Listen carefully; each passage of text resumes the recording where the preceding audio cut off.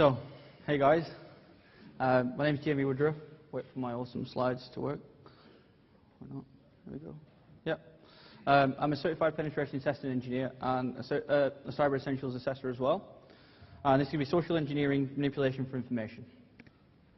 So, I have no idea why it's like this, but this is the perception of what you guys see as a hacker.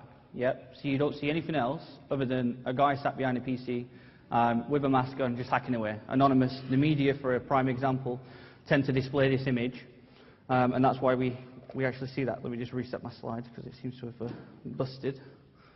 There we go. Just go back.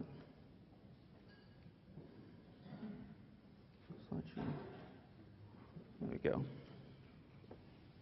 The joys of being a hacker. I hate PowerPoint, by the way. And I want to talk about the evolution of hacking as well, because this means a lot to me. When I was growing up, it wasn't like it is now today. When I was growing up, it was almost like we was the Bankses of the cyber world. That's what we'd do. We'd hack a website, essentially, and then we'd make our little pretty kind of maybe political statement, or just put our name on there just to show people that we was able to achieve this and accomplish this. So there's one that we can see at the moment. This was, I think it was potentially an ISIS hacker, Cerix, that defaced a government website and put this on for a political statement or a political motive.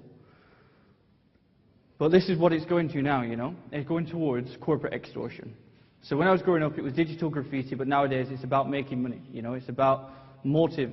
A lot of hackers nowadays will sit inside a machine for years, maybe months and months and months and years, and they won't touch anything at all. They won't influence any outcome at all. They'll sit there and they'll watch and they'll see that data, and then they'll use that data to sell that, whether that's to a third-party company or a third-party government. I mean, we tend to see a lot of governments now buy data, as we can see with the recent CIA hacks, which I'll talk about later on. It was in the news. And cybercrime is becoming an organized business. You know, we have tower blocks in certain parts of the world. I won't mention any names, but you can probably guess. And these tower blocks are full of hackers. And they'll sit there and they'll hack and they'll hack and they'll hack and they'll steal data, and then they'll sell that data to make money. And this is becoming a massive, massive thing. I thought this would be quite interesting for you guys. This was based on 2016 statistics from the Telegraph. So 1 in 3 universities in the UK face cyber attacks on an hourly basis. And that could be with exams or dissertation results that are getting targeted, personal data. This is from the research survey of the Telegraph. According to the study, nearly half of the universities, 43%, have had an exam results infiltrated, with over 4 in 5 saying they believe the attacks were increasing in frequency and sophistication. And however, far from a distant threat, almost 2/3 of universities believe that some of the greatest risks to their cybersecurity actually lie internally, with 63% claiming students pose a danger to data. So I'm going to tell you a bit about my story now and how I got into cybersecurity, before we move on to the fun, interesting topic about social engineering. So I started hacking at the age of 9, and I was finding exploits in and out. My dad purchased our first computer, and I took it apart without him knowing and broke it. And then I went to the IT guys and watched them fix it. And every time I'd take this apart, I'd learn a new kind of component within inside that machine. And then eventually, after going several times and him spending quite a few £100 on fixing it, I was able to learn how the inner workings work. So I thought, okay, well, how do I break the GUI? How do I break the interface, the operating system? So I started browsing the internet and downloading loads of crazy things, and it was getting infected with viruses. And then I started to learn how viruses worked and how I could evade them. So I made my own miniature antiviruses to look for signature strings. And then, so as I was growing up, computers to me, because I'm autistic, dyslexic, dyspraxic, computers was my thing, you know. I didn't really like people. I didn't really interact with people, but computers, you ask them a question, they give you a simple answer. They don't just start waffling on for like 10 minutes about everything. And I went to school, and I left with an A star in IT, and I pretty much failed everything else. So I didn't get any other GCSEs at all, just an A star in IT. And I went to college, and I lasted 3 months. It wasn't my thing to do. I didn't really enjoy it. It was horrible, to be honest. So I left that. I ended up working in Kerr for 3 years, and I was like, okay, this is whatever, I'll just do this for the rest of my life. But then one day I was like, no, I don't want to do this. So I built a bot that applied to all the universities in the UK, majority of them, through looking online, and then they find the admissions, and it automatically post requests with my CV kind of thing. And a university got back to me, and it's nice to see Julie here today from Bangor University, because Bangor University was the ones that got back to me and said, okay, we'll give you a chance. There was a guy called Dr. Stephen Marriott that's still there now to this day. And 2 weeks later I started. So 3 months in, again, I was like, this is not for me. It's hard work, man. I don't want to do this. I'd rather go back to working, 9 till 5 or whatever. And one of my friends said, do you want to come to a hackathon? I was like, yeah, all right, proper hacking, let's do this. It's fun. So before I left uni, I went to this hackathon, and I hacked Facebook, Twitter, and Bloomberg in 6.5 minutes. I won an award and scholarships to get my CPT paid for, which I could never have afforded. Then I went back to university, started teaching, started helping out, started getting my persona back there, and I really enjoyed it. And I was there for 2 years. I had to take a year out because I was traveling around the world talking at different conferences. And yeah, this one day, this woman rings me up. She's like, "Do you want to go on stage? And would you do it talking at a conference?" I'm like, "Yeah, whatever. I'll just give it a try." But then David Cameron sat to my left, Boris Johnson sat to my right. I'm in the middle, like, whoa. And Boris is like, "Can my BlackBerry be hacked? I don't want people to see it." I'm like, "What have you got on there, Boris?" He's like, "Never you mind." So, and then that turned into me to flying to Monaco and building up a really good relationship with the UK security agencies as well, and just doing what I really enjoy. So I thought I'd kind of share that with you as well. So moving on, what I'm actually known for is social engineering, and we'll talk a bit more about that. So a lot of you are aware of what social engineering is. For those who don't know, it's the art of manipulation for information. So the way that I've kind of built my career and built my way of speaking is looking at people.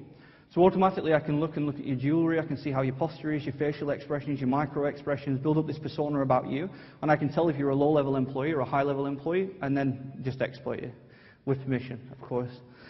And a cyber attack that relies on minimal technological intervention. So I don't really need technology. There's some technology that I brought with me today that I'm going to talk to you about later on. If I tell you now, you'll just spoil it, so I'll tell you later.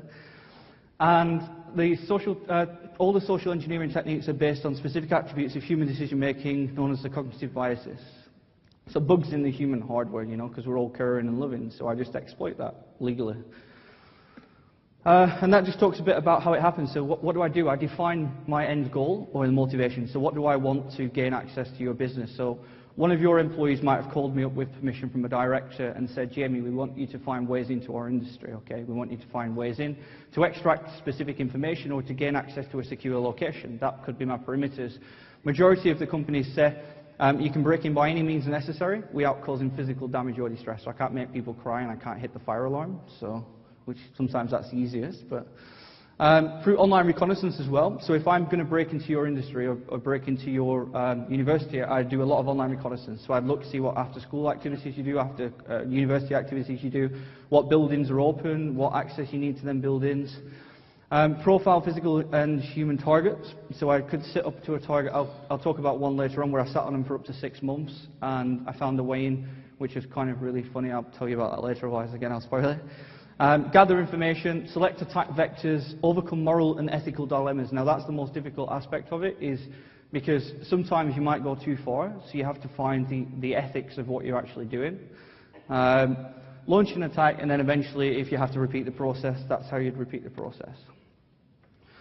So different kind of attack vectors for me, being a social engineer, would be diversion theft. So it could be a case you're sat here on your PC now, someone taps you on the shoulder, you turn around, they're chucking a USB into your machine without you knowing, and then maybe gain access to your PC. Could be, again, you're in a coffee shop and I say, "Hey, you forgot your change," you stand up, leave your laptop or your devices, I just pick them up and walk out, if it's in scope. Dating, so you could put like Spring Break 2016 disc on someone's desk or USB and watch how many guys pick that up and put it in, and then again gain access. Tailgating, so leaving doors open, just going outside smoking with individuals and then gaining access by following them back into the building and pretending that you work there and you're part of the kind of scene. Wireless access point of Pineapple, we'll talk about that later on. QR codes, now this is quite funny because at some of my conferences I'll stick QR codes around. So instead of me being malicious and downloading like APKs that are infected, I'll just put a JavaScript counter on it and watch how many people like scan the QR code while I'm on stage and then just watch it count. And you'd be surprised, the conference about 400 people, about 30 or 40 people will actually scan that QR code to see what it is. And all it is a picture of my face and then they just carry on. Infectious media, again, USB pens, so that could be a case of just infecting USBs, especially at conferences, leaving them dropping around on the floor, so you guys pick them up and think, "Oh, someone's just left it," maybe in a car park near your building. You put that in, maybe it's a student's kind of USB, and then before you know it, you have your machine infected. Phone spoofing we'll talk about later on, so I'll probably call one of the audience from their wife or their husband's phone and just give you a demonstration of how easy and simple that is. Eavesdropping and badge surfing. So, moving on. These are just some of the uniforms and the ways that I was able to gain access. So one of them, the bottom right one, I dressed up as a pizza boy. I broke into a large financial institution in London just by delivering pizza. So what they actually paid for me to do was to break in by any means necessary without causing physical damage or distress. That was my perimeters. I had one individual inside that industry and I had to gain access to their server room. That was the scope, yep. So every day I'd sit down in the coffee shop in the building and I'd just watch employees. I'd just sit there and just watch who people talk to, see if I can find a way in, see if I can find a way past reception, past security. And every Friday they'd order pizza and this guy or these random people would just turn up from Domino's and they'd deliver pizza there and then they'd go. But the security guard would be like, yeah, okay, there you go. Here's your visitor badge. Go for it. Okay, fine. So I applied to work at Domino's and it was really easy, by the way. It took me like a half-an-hour interview. And I got given a uniform and that was key. That was the most important thing for me was the fact that I had that uniform. Now, inside the pizza box, if I'd have got stopped, they'd have probably called the bomb squad because I had loads of funky electronics inside of it. And I was able to then go past the door and find the way to the server room. So when I got to the server room, it was one of them silly, chip and pin ones, like 1, 2, 3, 4, 5 twist. They're so easy to bypass them. It doesn't matter what code it is. If the code's like 5, 4, 3, 2, 1, you can punch the pins 1, 2, 3, 4, 5. As long as them pins are punched, you can twist and go, yeah? So I always carry, I've got it with my bag today, I always carry a pen, and it's got luminol on it and a blue light as well. So all I do is scribble over the pins, that's all, and then I can see it with a blue light, and it smudges when people punch the pins. So I just went and sat down for half an hour, then came back, and I could see whoever accessed the server room last had punched them pins. And I was able to then get inside the server room, sit down, took a few pictures, and that was the end of my scope. So that defines me being ethical, the fact that I didn't steal the data, I didn't take anything, they paid for me to gain access to that room without being seen.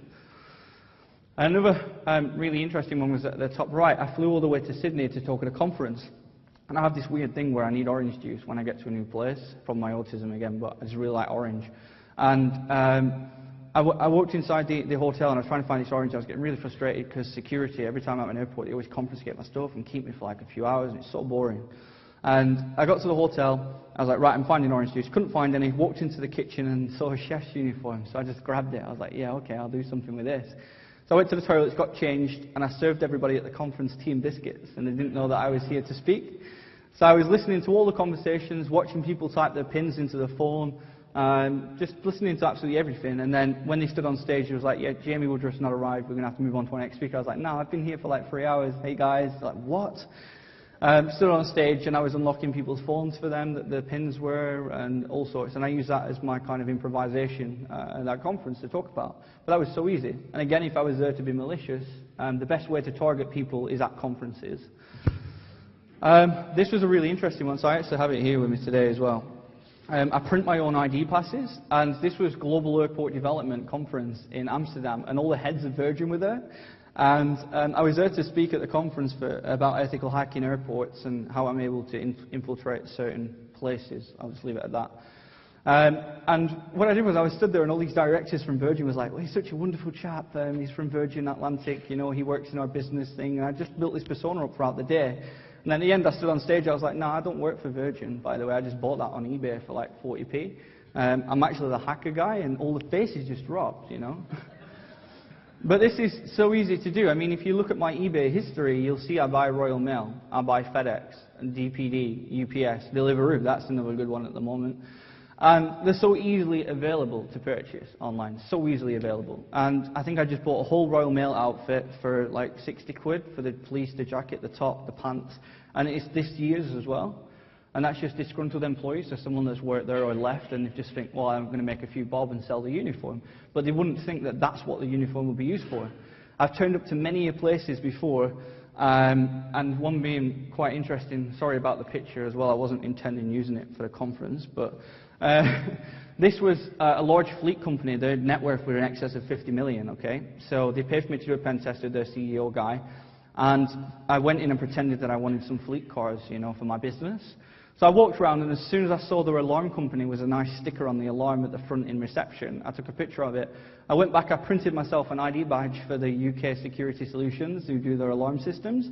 I got a jacket printed, I got a top printed, and I turned up 2 weeks later, I was like, I'm here to service your alarm. Like, oh yeah, no problem. She even made me a cup of coffee, that's how nice they were. And I was actually there to take all their data, legally might I add. to show how vulnerable they were. And I was there 2 hours. They helped me carry some IT equipment to my car that I took out the server room. And people will do this, you know. And, there's been instances where I've heard this from universities that it's actually happened. Staff members have actually helped carry equipment to vehicles. And this was just a really nice lady, but unfortunately the weakness was the training aspect, you know. The way that I kind of spot disgruntled employees is kind of a subliminal way that I see it. So it's like, imagine you're at Tesco and you're shopping and you've got all your shopping at the end, and this lady turns around and she says, they never have any carrier bags, yeah? Subliminally she says they. She hates the job, man. She doesn't want to be here. She's just working 9 till 5. But if she says we never have any carrier bags, I'm terribly sorry. She loves her job. She's probably high up in management. Move on to your next victim. Just simple things like that in ways you can actually find it. Now, I want to talk about routine, okay? Now, for you guys, your routine is the easiest way for me to exploit you, you know? You wake up at the same time roughly every day. You might kiss your wife if you're having a good relationship. If not, well, you might just go. You'll get in your vehicle. You'll drive the same route to work. If there's roadworks, I understand you might deter, but let's say there's not, unless Bangor has loads of roadworks going on every 5 seconds. And you'll arrive at the same place, and when you arrive at that place, you'll talk to the same people, you'll go to the same coffee thing inside your industry or whatever, and then you'll do the repetitive thing every single day. So after 4 days of me just watching you and just monitoring you, I know where you're going to be at a specific time. So if I need to intercept data from you, if I need to pickpocket you to get your ID pass to gain access to the building, you know, if I need to touch your laptop that's a business laptop, not a personal laptop, then that's the way I can do it. I just profile you for a week. So I want to tell you guys, the most important thing that you can do is like spice up your routine. Don't do the same thing every single day, you know. Don't walk at the same entrance every single day. Try and change it around. Question people. When you get stopped by somebody and they're asking, I mean, I tend to find if you open up your ego, so if I ask for help, a lot of employees inside the industry will open up and say, yeah, we'll help you, you know. A really simple way that I broke into a company was, I went for a job interview, but I'd spilt coffee all over my resume, my CV and stuff, and turned up at the building. And then when I was turned up there, the lady at the desk, she looked at me like, what are you doing here? I was like, oh, I'm here for a job interview. She's like, oh, what's happened to your paper? I was like, well, a dog ran out in front of my car. I could see she had a picture of her and a dog on the desk. It ran out in front of the car, and then I swerved to avoid it. And she was like, oh, no, that's not bad. Okay, what can I do to help? I was like, here's my USB pen. Can you open up my resume and print it for me? Yeah, no problem. That's good. Bam, full access to the entire kind of business. Okay, well, who are you meeting? Such and such at this time. Oh, that's the building next door. You're having a really bad day. No, it's this building, but thanks. And then walked out, and again, full access. We're in like a 10, 15-minute conversation. Just something simple as that. One thing that I want to move on to and talk about as well, so remember when I was saying to you it's adapted, so when I was growing up it was about digital graffiti, now it's about extortion and making money. Now, one of the easiest things that's happening right now is I'm going to teach you how to get any item free under $10,000 in 5 minutes for research and education purposes. Okay? So, you think of any item, someone shout out like a device. An iPad. Okay, good choice, iPad, like your choice. You're thinking for a birthday present or something? So this was built by hackers. It's called Astropid, okay? So you just go to devices, click on iPad, and it'll generate you a serial number, okay, that's in warranty, right? Another way you can do it is walk around PC World or Walmart or whatever and look at the devices on display. Just look for the serial numbers on the devices and then just go home. So you used to be able to do this with Apple, but I'm going to tell you a different way because you've mentioned Apple. So you'd ring up the vendor and you'd say, hey, I've got a laptop or something, and they'd turn around and they'd be like, okay, have you tried turning it off and on again? Yeah, I've tried that, it's not working. Okay, we'll ship you an advanced replacement. Have you got the serial number? Yep, here it is. We'll need a copy of your credit or debit card to keep on file. If you don't return the item in 30 days, we're going to charge that card in full. Great. Virtual credit cards or gift cards.co.uk. You can get yourself visas that are like got £3 on it. Cost you £4 to buy, and they expire after 2 days. So you give that to the vendor and they say, yep, your credit card, we've got it, it's all good. They've took £1 off it to verify it's a legit card. They ship you out an item the next day. So Apple cottoned onto it and they said, nah, we want to see your item. We want to actually see it at our depot before we give you it. All right, that's great. What did the hacker do? He goes down to his local plumbing depot and gets some dry ice, yeah? Weighs the same amount as the dry ice inside the box, wraps it all up, takes it to Royal Mail. They weigh it as if the device is actually inside the box. By the time it gets there, it turns into what? Carbon dioxide or carbon monoxide. It looks like Royal Mail has stole the item outside the box, so you get a brand new iPad. And that's the thing with security. No matter how far we go, I remember in the mafioso times, you could cut off someone's finger and use that as a finger recognition, you know, fingerprint to get access to somewhere. And then they said, no, you need a pulse. All right, just get a latex, peel it back over your pulse, there you go, you gain access to it. So there's always a way around it, but it's finding that way in. So, and what I want to talk about is personal security, okay? How many people in here have given their kids iPads? Okay, a few of you, good parents. And what's the PIN number for them iPads that you've given? 111111? 1, 2, 3, 4, 5, 6? Yeah? Are we on the right lines? He's smiling, he knows it's right. And that's what we do. We give them that. We don't teach them security, but it requires we have security. So we give them the basic PIN so they can remember it and gain access to it. I say that security needs to be started at a young age. We need to implement that in our personal lives before we do it in our business lives, you know. So the great analogy that I kind of teach here is teach them about the fingerprint recognition on the device. Teach them about online, what could happen, you know, them talking to strangers. Talk to them about the whole cyber security, because that's the way that we're going. Who knows the safest method of communication nowadays? Anyone? What? Face-to-face? Carrier pigeon. I swear by this. You've got less likely chance of the carrier pigeon getting intercepted than you actually have with your data nowadays by sending that, whether it's to a remote server, whether that's talking face-to-face. They might be using something to record your conversation. So I actually use this as a fun analogy. I don't recommend universities implement carrier pigeons. It's just to kind of explain to you how kind of the way that we're going. Now, I wanted to mention this as well, because this was actually in the news quite recently. Okay, so over the last 2 days, who's heard about the CIA stuff? Yeah, a few people. Okay, good. Well, for those who don't know, there's been a massive leak from the CIA. So someone's gained access to their system, or someone that works for them as a contractor, and they've sold a lot of hacking exploits and hacking tools that the CIA, GCHQ, the FBI, and the NSA use. Now, I spoke to Samsung outside. They're all right. They're pretty cool.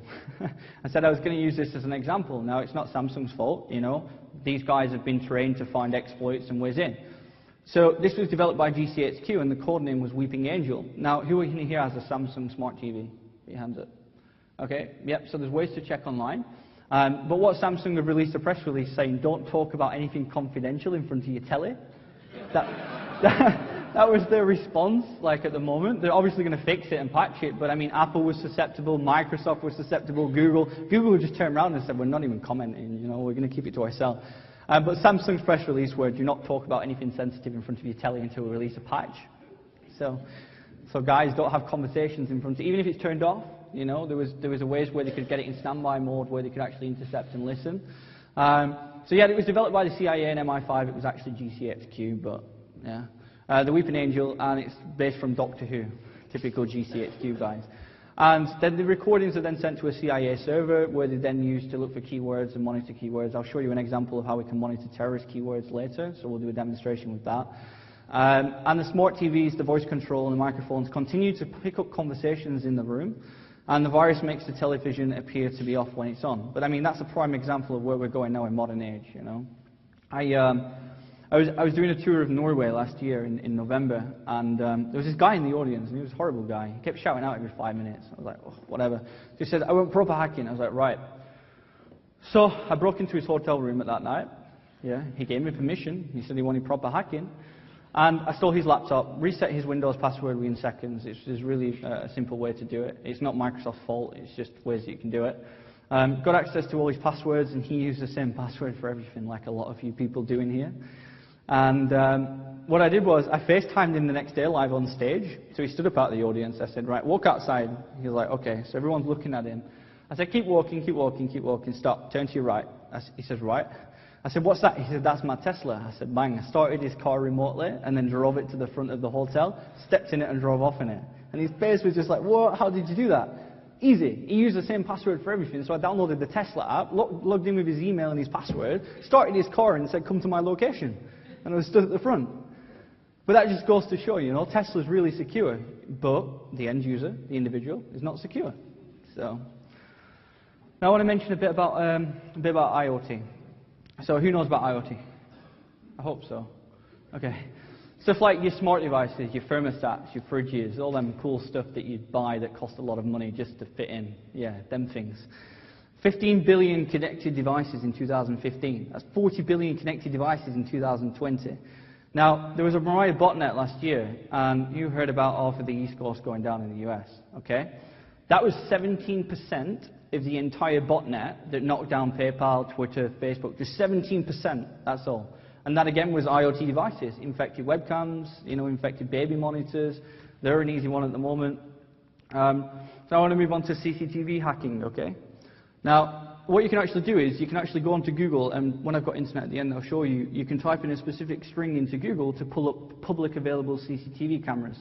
Now, what Google's just done, which is really wonderful for me, is they've just started geolocating to your search string. So if you type in this now, it'll show you cameras that are potentially vulnerable around you, and you can just log in and start controlling them. Yeah? So towards the end, I'll show you a demonstration.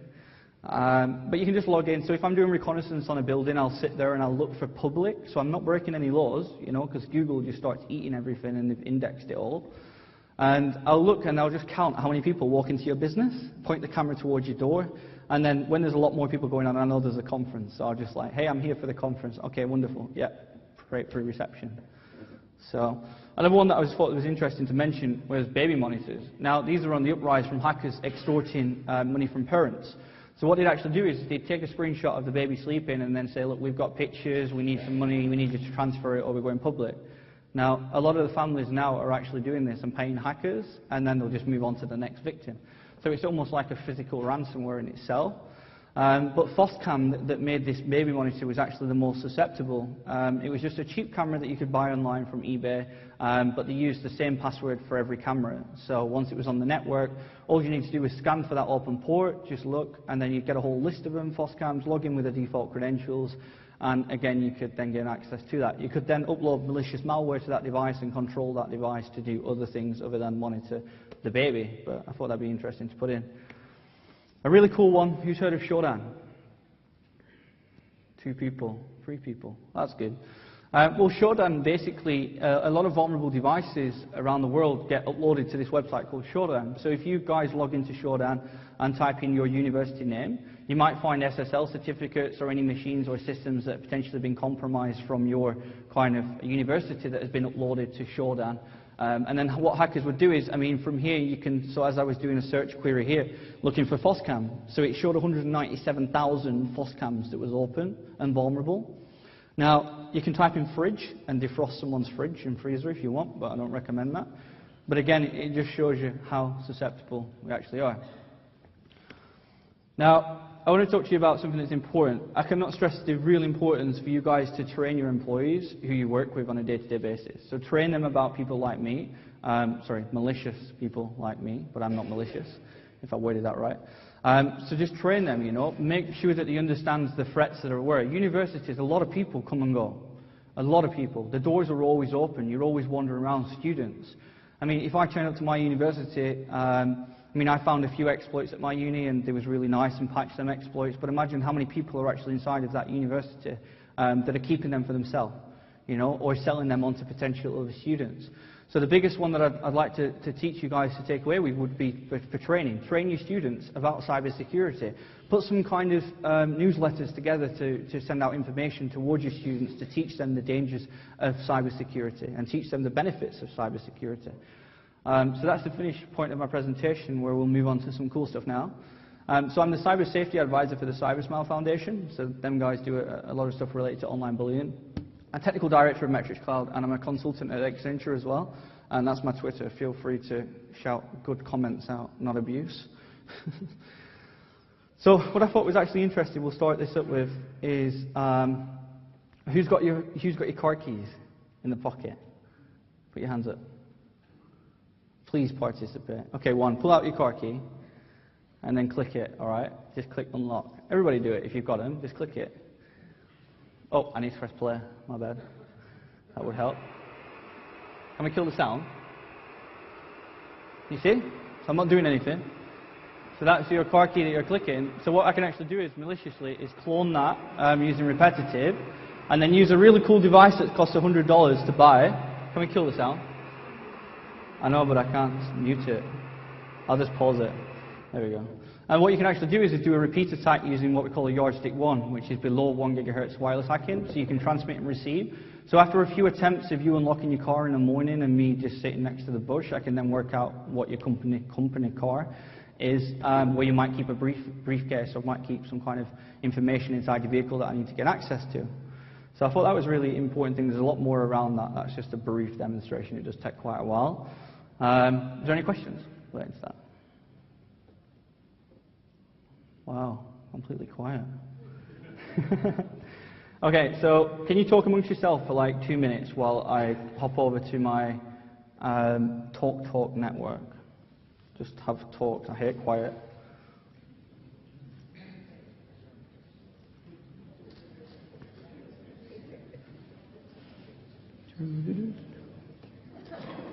I know this isn't normal, you guys talking, but it makes me feel ease.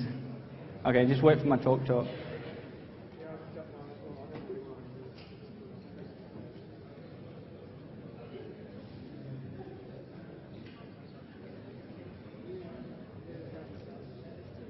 Suppose while that's booting up, I'll show you another cool thing. Right, you ready?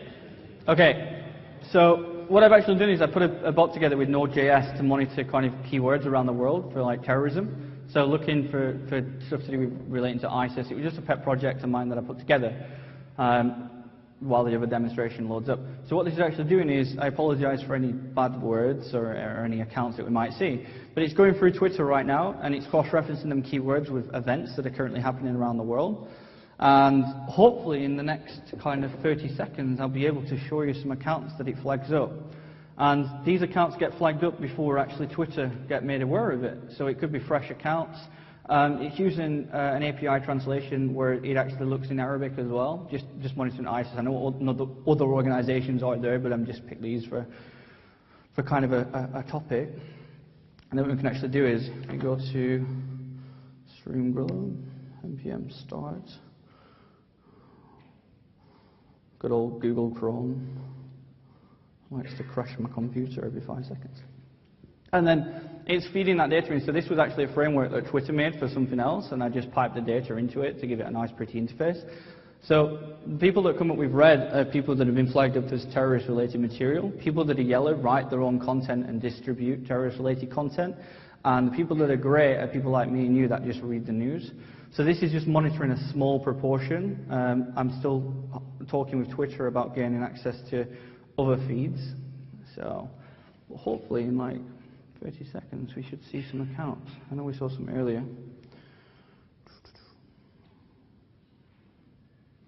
Silence. Okay, well while that finds it out, we can then move on to this interesting one. So I have a device with me as well. This is where everyone turns off their phones and stuff. So I have this device with me, and what this device does, it can force your communications to connect to it. So laptops, cell phones, BlackBerries are the most susceptible. Everyone's turning the phones off now. And this device you can buy online for like 60 quid. They don't sell it in the UK, you have to get it from Ireland or the US. And what it does is, from the date that your phone is manufactured, you always store your access points, okay? So when you walk into work, you connect to Eduroam maybe, or you connect to guest Wi-Fi's or Starbucks, cloud Wi-Fi if you go out for food and use cloud. So what that is, your phone is always looking for them networks all the time. You know, it's stored on that device. So my little funky black box here that gets me stopped in airports actually tricks your device into saying, yeah, I'm Eduroam, all right? Or yeah, I'm Starbucks, or yeah, I'm McDonald's. Now, what you do is you then connect to the box, and if I was doing it maliciously, which I'm not, so just today I'm taking your host name, which is a public available, you know, like your Bluetooth name or your device name. You could then potentially intercept data. So you could see people, you can replace SSL certificates as well. You can intercept that data, you can do all sorts. You can drop exploits onto Macs if they're susceptible to webcam. You can enable people's webcam, their microphone. Hackers have been known to kind of sit outside people's houses and intercept data as well, especially CEOs and directors. So, anyone got any questions about that box? Oh, there we go. That's cool. So this has been, I hate this. So as we can see, if we move over to Safari, I apologize if there's any dodgy content. but this account's been flagged for various reasons, which we can have a look at. And if we go to here as well, tweets, jump. And this one's been, even though it's protected as well, it would have tweeted something specifically that would have got indexed, and that would have been seen by another individual that then flagged that up.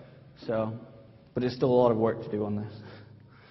And then we can see the other one as well. Does anyone have any questions relating to this?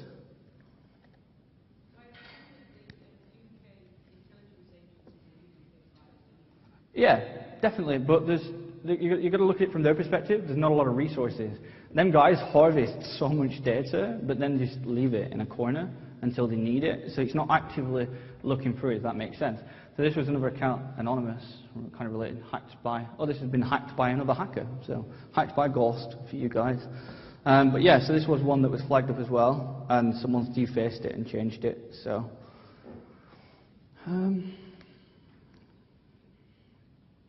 So yeah, that's the end of my talk. Thank you guys. If there's any questions, feel free to come and find me.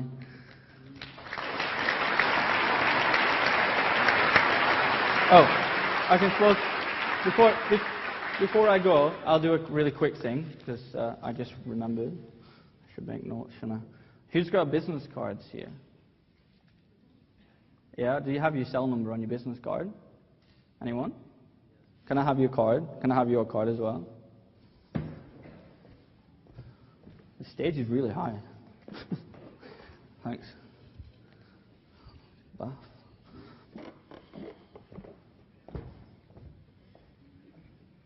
Dun dun dun.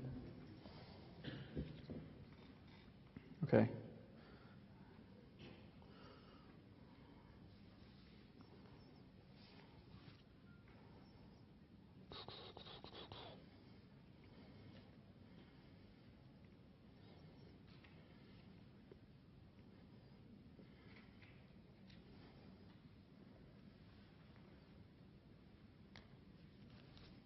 Silence.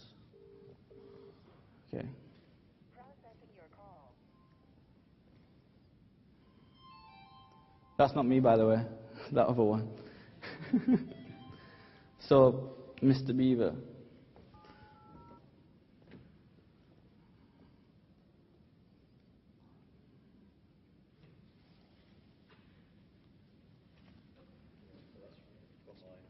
So that's ringing from your office at work? Answer it. Oh, hello, I'm just calling from the IT department. I just need help with some things. How many business cards do you give out at conferences? You know, so that called you from your phone was the university's number, the switchboard. So if you saw that and you was out and about at a conference and someone just called you and made up a load of something relevant after profiling you, do you think you'd be susceptible? Potentially. Yeah. So, convincing, yeah, definitely, you know. And it's the same thing. Hackers was ringing like husbands and wives up saying, look, they've been in an accident, they need this and that, and then they were leaving the work, and once they left the work, they'd go to the desk and they'd hack the PC and everything would be all right. But I mean, they're just ringing you up. I know you're at a conference. Have you put it on LinkedIn? Yeah? How many people here have posted that they're here on LinkedIn or other form of social communication? Yeah? So I know you're out of the office because you sat here with me, you know? But my guy could be in your office now, borrowing your things. Borrowing. Anyway, thank you very much. I'll keep this.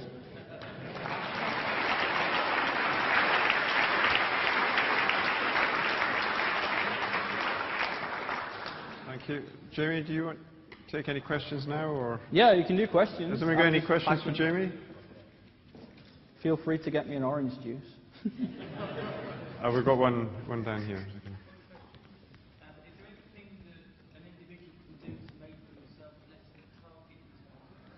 Yeah. Do you want to repeat that so people can hear you?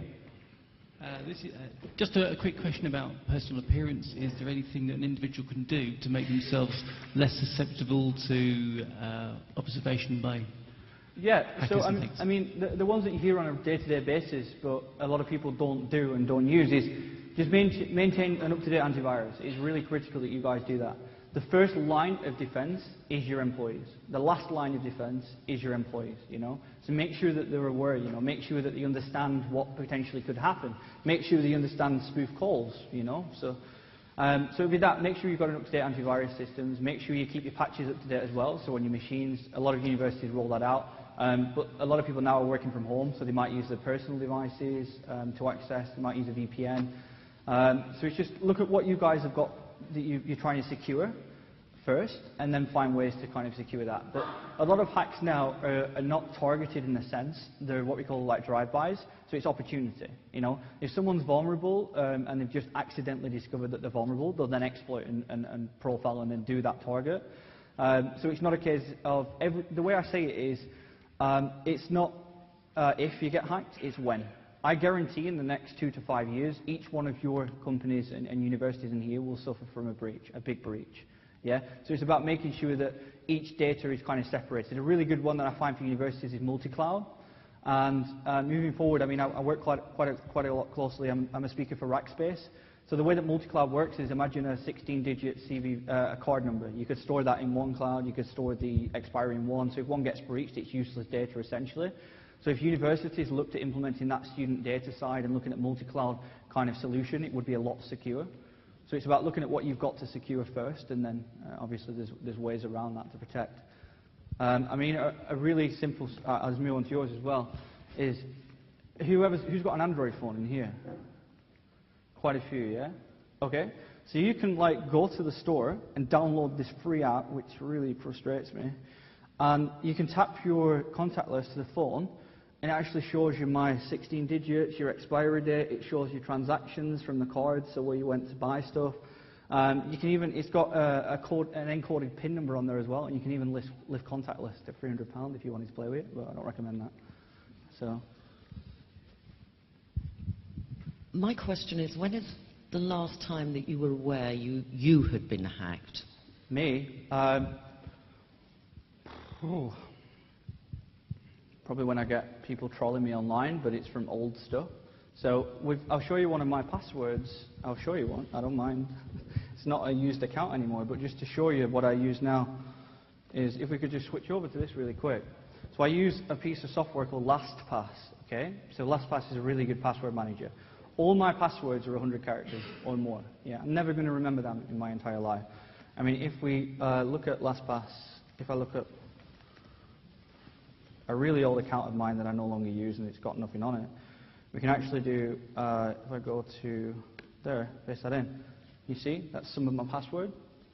Yeah, so people are going to look at that and think that's hashed and just be like, yeah, okay, we can't decrypt that, but that's actually my real password. So LastPass is a really good password manager where you just have to remember one password for the rest of your life, that's it. So my password that I use, I'm not telling you, but it's along the lines of a phrase. It's like, I went to the supermarket today, or my daughter is called Jessica and she is such and such, because that's less likely to have been used before and less likely to have been cracked. So it's a phrase that you'd remember daily. You know, my mother's name is Janet and my father's name is Mark. That's a long password, but it's a sentence, obviously use uppercase and stuff. Yeah, so the last time I got hacked, I remember, it was quite a few years ago, but it was when I was playing games online, so it was World of Warcraft account, and I'd used the password on forums when I was trying to build my own LUA scripts for it, and someone had breached that forums and then tried everybody against the World of Warcraft, and then, so that was before they did two-factor authentication. I think that was the last time I got hacked, but again, that was my idiotic self for using the same password. But we do it because it's easy, you know. Now I don't, I use LastPass, but when I was a kid it was very stubborn. So. Any more questions? Sir? Yeah, they did, but none of the data could be decoded, so it was just useless stuff. But if you look at all password managers, they've had some sort of breach, or if you look at online websites, eBay, PayPal, they've had some sort of breach, but we still use them. LastPass to me is the most securest one I found online, and it's really good. I love it. I'm not a sales rep for them, by the way, I'm just saying. And it's free. No? Okay, thank you, guys. Okay, big hand for Jamie.